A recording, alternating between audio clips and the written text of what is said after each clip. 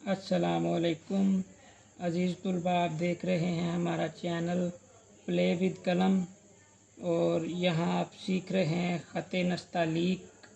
कलम के साथ ख़त नस्तालीक की आप मश्क कर रहे हैं।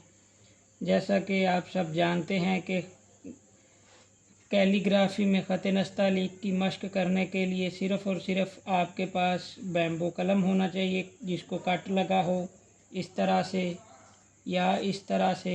आप ख़ुद भी ये बना सकते हैं। चैनल पर वीडियो मौजूद है कि आप कैसे कलम बनाना सीख सकते हैं। कलम और कोई भी आप पेन वाला डॉलर की इंक यूज़ कर सकते हैं, आप तख्ती लिखने वाली इंक यूज़ कर सकते हैं या स्पेशल कैलीग्राफी इंक यूज़ कर सकते हैं। क्योंकि अभी आप लोगों की ये प्रैक्टिस है, आप मश्क कर रहे हैं, आप कोई फ़न पारा तैयार नहीं कर रहे, तो उसके लिए आप कोई कलम और इंक यूज़ कर सकते हैं और सिंपल पेपर दस्ता यूज़ कर सकते हैं, नोटबुक यूज़ कर सकते हैं, चार्ट पेपर यूज़ कर सकते हैं। सिर्फ पेपर में ये क्वालिटी होनी चाहिए, इंक ना फैले और आपका कलम अच्छे से, कलम की चाल जो है वो ना रुके। सिर्फ़ और सिर्फ ये खूबी होनी चाहिए पेपर में। बाकी आप कोई भी पेपर, कोई भी चीज़ यूज़ कर सकते हैं मश्क करने के लिए। दूसरा, ये मैं अपनी पहली वीडियो में बता चुका हूँ कि आपको कलम कैसे पकड़ना चाहिए, लेकिन फिर भी मैं आपको अभी दोबारा बता देता हूँ।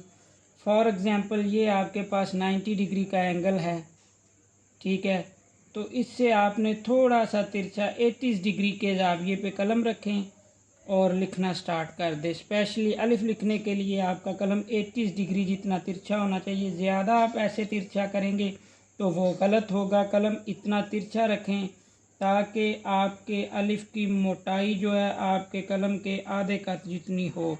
अगर कलम के आधे कट से ज़्यादा मोटाई हो तो आपका लफ्ज़ जो है वो खूबसूरत नहीं नज़र आता।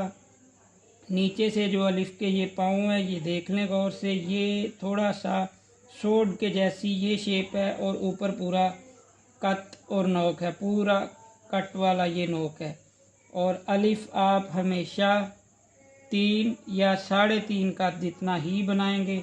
3.5 कट से बड़ा अलिफ नहीं होना चाहिए। एक बार फिर से दोहरा देते हैं।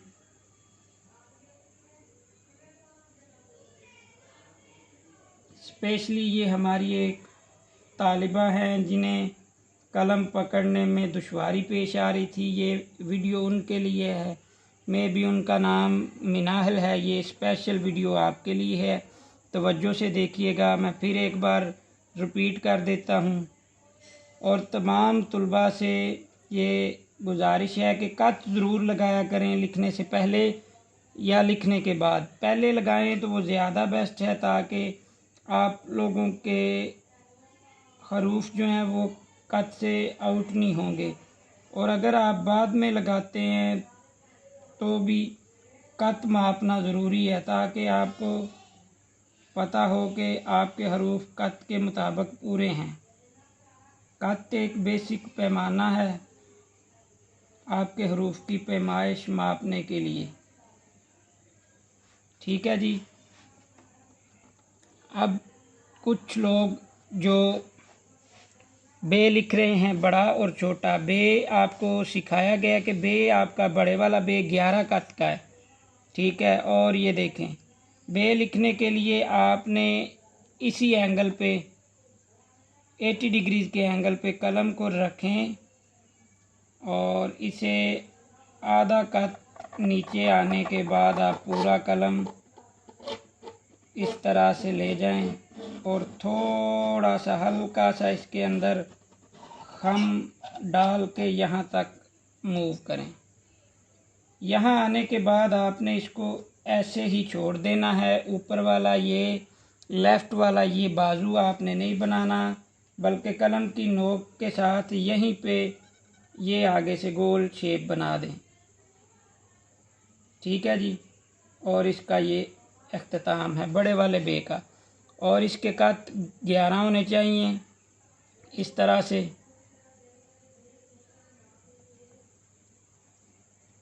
ठीक है जी। और इसके दरमियान में ये आपका नुक्ता है। अब आते हैं छोटे वाले बे या ते की तरफ, जो कि 5 कट का है।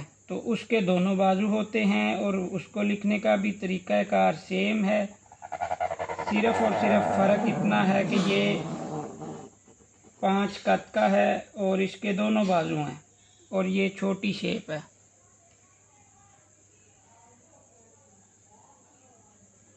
कत मापना बहुत ज़रूरी है, बार बार आपको बताया जा रहा है कत मापना ज़रूरी है।